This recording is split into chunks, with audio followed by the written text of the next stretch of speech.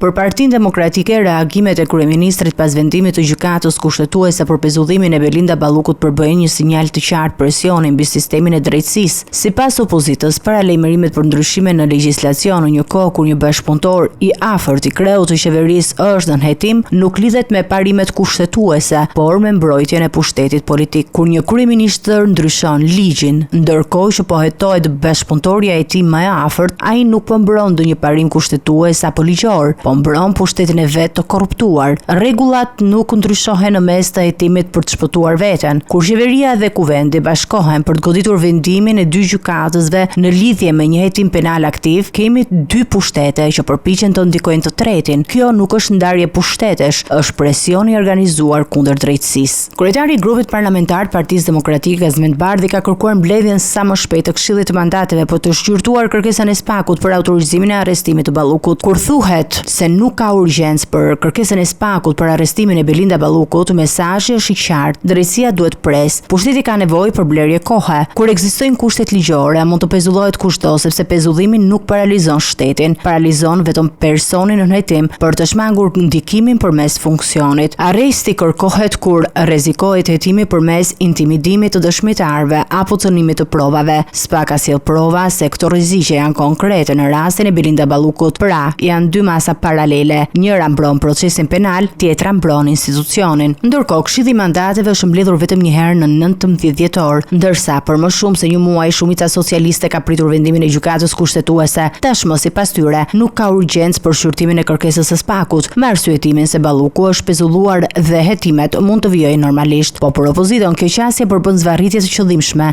dhe përpjekje për dobësuar veprimet e drejtësisë, duke kthyer çështjen në një përplasje të fortë politike mes mazhorancës dhe opozitës.